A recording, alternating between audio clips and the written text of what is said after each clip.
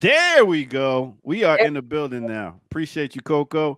So, Coco, you are out in the chat room. Let us know a little bit about you, and then let us know what story you bringing for us. Okay. Free the land, peace and revolutionary greetings. So today I just really wanted to talk about so January 3rd, Keenan Anderson was murdered by the LAPD. He was in a traffic accident in Los Angeles, and the LAPD responded to the accident. And so I really wanted to talk about the fact that, you know, the fact that they responded, but I feel like we probably wouldn't have heard the story Mhm. had it not been the fact that he was related to Black Lives Matter co-founder Patrice Cullors, right?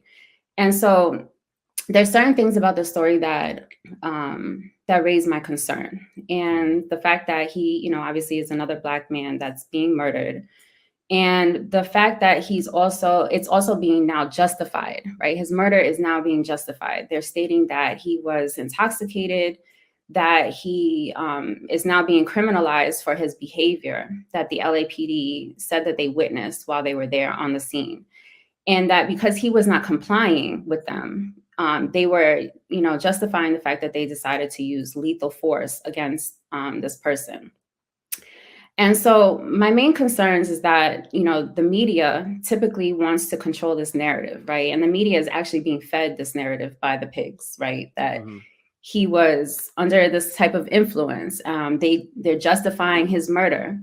And majority of the times you're going to see the media do this with anybody that's being reported murdered by the pigs. But I don't think we would have even heard about this story had it not been who he's connected to. And Mhm. so, a lot of concerns are being raised. And I think The Intercept even put out a report stating that, this is not an official autopsy, that they did a drug test, and it came back that he had certain substances in his system. And even if you look at other popular media outlets that are also Black, they're also, again, saying the same thing. Oh, there's a justification behind this. Roland Martin had a pig on his network to also justify the use of lethal force. Mhm. There was also, I think, Star Report. Star Report also, preemptively was stating that he must have been intoxicated based on his behavior and based on his own experience, and that he was not compliant, right? And so my question to the panel of hosts is, how, as everyday concerned citizens, as people in our communities, how important is it for us to be involved in on the ground news reporting of what's happening in our neighborhoods, what's happening in our communities? Because what we're seeing is a lot of local newspapers are going away, right? They've been Mhm. going away for the last 10 years.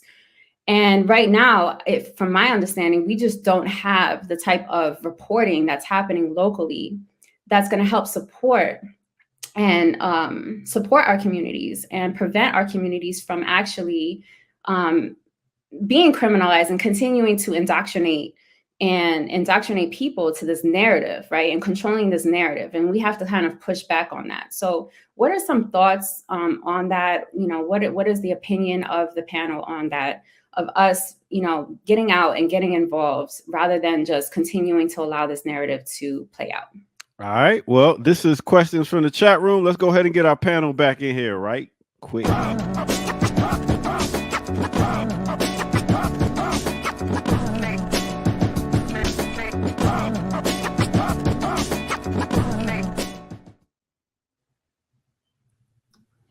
I love this. So first of all, thank you, Coco and the Ear Doctor, for setting this up and doing this. I think this is very dope. And my quick answer is, if Roland Martin is on the case, we're all good.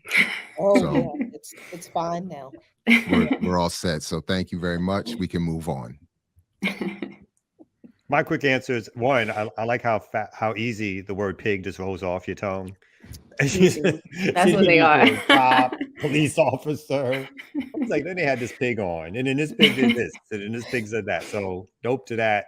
So I mean, obviously, it's extremely important. I don't even think this story has been picked up by the sort of the paper of record. I've not seen anything in the New York Times about this. I don't think I've read anything in the Washington Post about it, even though it's there's a somewhat connection to, again, someone who's a, relatively speaking, famous person in the Black community. And someone did a really great comparison, because ultimately the cause of death has been said that, you know, he had a cardiac arrest later. And when you look at the football player who had a cardiac arrest during the football game, and the amount of coverage and the amount of love and the amount of resources and the amount of feel-good stories we got, and the prayers and all that for that person. And then you look at this particular story, where someone is leaning on someone's back and neck and they repeatedly tased, which later was the only cause for the person's death, to have a cardiac arrest. And basically, of course, instead of any support, you get stories like the one you're saying, in which people talk strictly about what this person did, how this person deserved it, what would be the additional cause for this person being killed. No stories about the outrage that should be given when someone is held down by literally 4 people. And if they want to have an arrest, they could not just put handcuffs on this person and lead them away.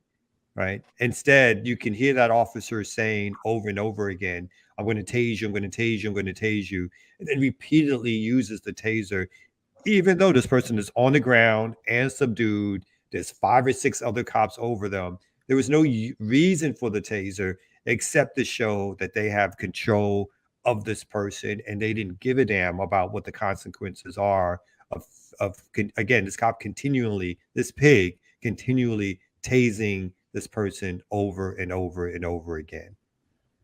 And you know what? It strikes me every time we hear of murders like this committed by the pigs. There's always these buzzwords or phrases that we hear from these pigs repeatedly, like, you know, "I'm going to tase you, stop resisting," or and it strikes me that these are a part of the law enforcement script that they are all indoctrinated to use to give them cover for their murderous actions. Because as long as, you know, they say these things, this is what they're told, as long as you can show that, you know, the person resisted arrest, as long as you can show that you issued a warning, then, you know, then you're in the clear. And that's, you know, that kind of thing, the more we hear about these kinds of actions, I think we need to pay attention to these comments that these folks say. It's like it's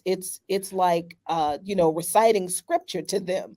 You know, it gives them like mental cover for the fact that they are murdering someone, and it's okay because, hey, I'm saying as a person in authority that I'm giving them a warning, and I can say that I feared for my life. It's all a part of this script to cover up, you know, repeated police murder. I remember years ago when Ben Jealous took over at the NAACP, and one of the first things he said he was going to do was sort of equipped Black people, Black youth with cameras and mics and whatever, or to go out and perform this kind of journalism. And I believe it was also one of the first projects to not get picked up and built on. But I always liked that as an idea, you know, even going back to my own engagement with the idea around emancipatory journalism, which is supposed to be that people actively engaged in political organization perform journalism on behalf of those movements. So I've always thought that this is an essential issue, and I think Emma or somebody in the chat made a great point just now about that I'll just rephrase this way, that critical media literacy needs to be part of political education and organizational work. And we should encourage that more people engage, you know, in covering and telling these stories and challenging dominant narratives and being aware, as I think also Emma pointed out, that you shouldn't, you know, it's just something basic like a police officer statement or the statement on behalf of the police. There it is not news. it's propaganda. Mhm. So yeah, it's messaging is always a part of struggle and battle and war, and needs to be part of our efforts here as well. And I think, by the way, that undergirds what we're trying to do here at BPM, upset some of the narratives that dominate. Yeah. Yeah, I agree with you. I think that we really do need to be out there and, connecting with the community and really thinking about what ways that we can uplift our communities and it doesn't necessarily have to be these negative narratives, right? It doesn't have to necessarily be negative incidents. For instance, community movement builders, right? They have a newsletter in the neighborhood of Pittsburgh that highlights, a lot of the concerns that are going on in the community. They highlight, things that, residents and the work that the residents are doing within the community. And I think that that's something that's really important for people to really consider to get involved in. I just think that, it's going to continue to get worse, right? These local newspapers are just non-existing, right? And we see very few media outlets like Black Power Media out here reporting on things that concern us. And I think that that's something that I would like to see. I would like to see people get involved. A lot of times a lot of people are asking, like, what are the solutions? What are we supposed to be doing? How can we organize, right? And these are simple things. Like, if you really want to get involved, get out there and be involved with your community, learn about what's going on with people, learn who's serving the community, and I think these are things that could be easily reported and easily shared if people really wanted to get involved. So. I think one of the ways individually that I discovered sort of the down low about what's happening in Peru was because there was citizen journalism on the ground, right? Mhm. And again, I think that's the good thing, in the place of folks getting camera equipment, since everybody has a camera on their phone. It's been a lot of citizen journalism that Palestine, Peru, when the French got kicked out, I'm forgetting, I think in the Congo, wherever, like there's been a lot of things that you don't get to see because people are now reporting. And you're right, like either having a good space where we can call all that information and have it up there so folks can see it more, obviously more sharing and so forth. I think those are great ideas, because again, that's the only way the narrative is going to get out. That's going to be alternative to what corporate media says and or does. If we just rely on corporate media, the narrative is going to always be police good, suspect bad, Black person bad, that someone deserved what they got, that pulling up your pants will stop you from getting harassed by the police, and all that other stuff that comes in between it. So we rely on corporate media. Again, they'll just have us looking at Hollywood as the answer to all our problems, and wasting our lives just watching TV and stuff like that on those kind of entertainment shows, and nothing will be done about our real problems, because that's what they want us to do. Mhm. So my understanding too, Koga, is that you can stay for a little while longer. Ooh. We were discussing that. Yeah, I could say. Yeah, I'm here. All right, so your Hold on. background. Can we talk about your background now? Wait.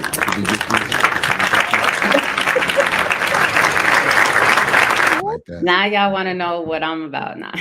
Yeah. Yes. But with that accent, we obviously know you from the Bronx, B. You know what I'm saying? So I'm actually I'm a conscious New African citizen worker. So in support of the provisional government of the Republic of New Africa. I'm also an organizer with Community Movement Builders, as well as an organizer member with Black Alliance for Peace. I just recently joined the research and political education team, where we do the internal grounding. So I'll be supporting that. And, I'm a mother. So that's another facet of my life. And yeah, that's where I come from. That's where all these politics come from, anyway. She linked up with everybody. She's Fantastic. all the mixes. Strong out here. That's what's up. All the right Africans. Yeah, we're gonna need some background in the future when you come on, like you're in like a picture in the back or something. I'm just saying, just throwing that out there. Now you just got your mic plugged in, and now you getting all. You know, I'm just like, I'm here to support. I'm here to join the conversation. And you already know my background. Exactly. Yeah, that's Like, oh my gosh, very bougie. I'm here to be helpful. Very- I'm here to be helpful.